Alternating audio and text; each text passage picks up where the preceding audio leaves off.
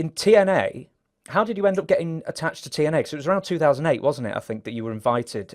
Was it Uh, Dutch Mantel who brought you recommended you? yeah, yes.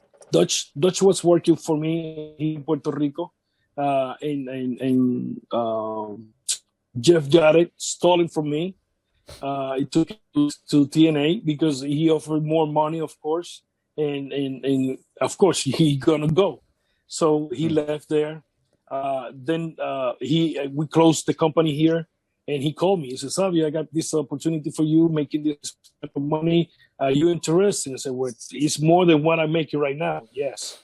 So I went there. He put me in charge of the knockouts, the girls, of course, with his direction, and I put my Puerto Rican sauce on that for the company. And sorry, I got somebody calling here, and I cannot. You there? Yes. Okay. Yeah, I'm still here. I'm still Sorry, here. somebody was calling. Okay. So I was in charge of the girls, and I went put my sauce, like I said before, uh, to get the girls up. We don't have too much time on television. They give us sometimes 2 minutes and a half. It's like, what the hell Hmm. you could do in 2 minutes and a half? So that's television plus 45 minutes to entrance. So I said 45 minutes to entrance. So I said to girls, walk fast as you can to the ring, so we could those time here. So from 2 minutes and a half, we could have 3 minutes. If you walk right away and we win that time. In 3 minutes, we could do something, not much, but we could do something. And that's what we did. Pam, pam, pam, up and down, 1, 2, 3 on time.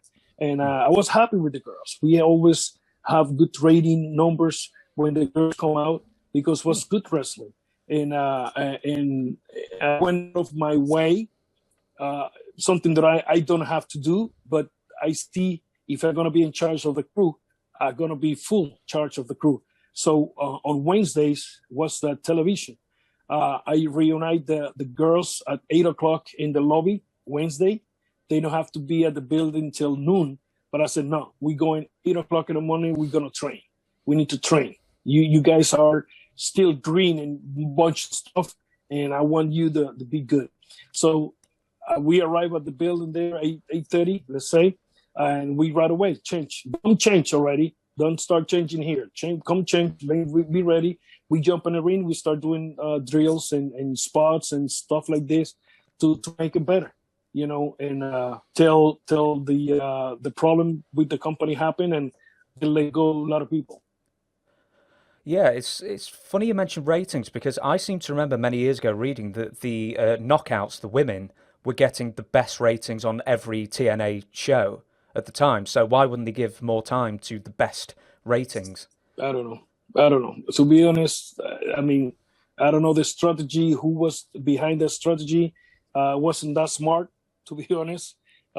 Because I mean, if the girls are the one that pulling you that rating, go for. Let's Hmm. make more with them. I remember in a pay-per-view matches, we have this blast matches. The girls work hard, and I was there with them every second. Everything they want to do in the ring, I know everything. Like I was part of the match, and I went to the truck and I called it the shots. This, what about that? Here's come this way. Something's gonna happen here. Blah blah blah blah blah. And man, we did a pay per view somewhere in the States, and the people went crazy. And I was so happy in the back, yelling and yeah, I was buying. I was buying because the product come the best way we did. And Hmm. I congratulate those girls every time, and took it to eat sushi, and have a good time with the girls. Good time. Good Yeah. girls. Who were your star pupils? If you were the teacher, who were the best? Who were top of the class? Hey, who? Oh man, they all work hard. Yes. The my favorite was Kong. Kong worked hard. You have man. Uh the other day I was talking about her, my name, Jesus Christ. I mean, but they all work hard. They all work very, very hard.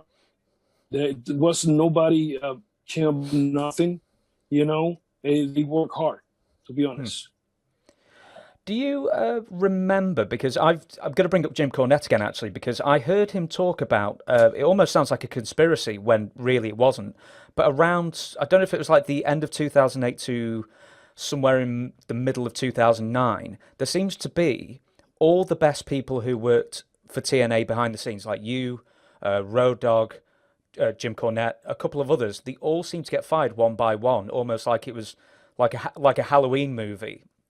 And Yeah. then so, and if Jim Cornette's to be believed, it was Vince Russo behind the decision to try and get rid of everybody and then put his crew in. And Well, then, one of the things that I hear was the the lady, I forget the name, Dixie Carter. Dixie. Something happened between Dixie and Jeff, uh, in where I believe Jeff was leaving the company, or he was starting with the his wife or something. Some gag happened there. Something that we didn't even that I even was involved. The only way that I was involved is because I was in a team with Dutch and Jeff. You know, if you're in that team and we take over, of course that team got to go. You know, so that happened to me. What is the name? The Red Rooster, Terry Taylor. Terry Taylor. Taylor. I'm in home, and I was thinking, okay, this week I'm gonna work paying the house this, so check next week is gonna be like that. When he called me, he said, "Savio, I'm sorry to tell you, but they didn't want to let you go because something." I said, "Come on, man, don't tell me that." He said, "Yes." I said, "That's bullshit." I said right there, and you know that. He's like, "Well, how is this business?" I said, "Man."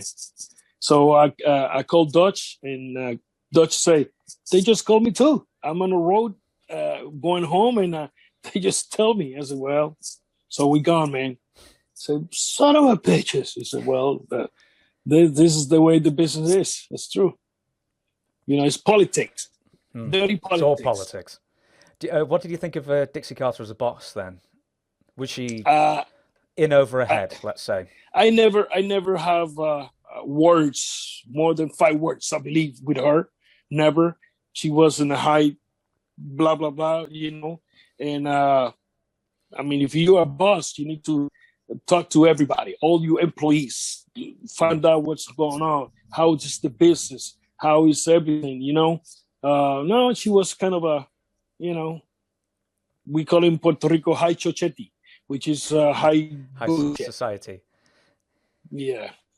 I've got to ask this one question because I always love the answer. Jim Cornette or Vince Russo, and why? No, to me, Jim Cornette. Jim Cornette. I like Corny. He's more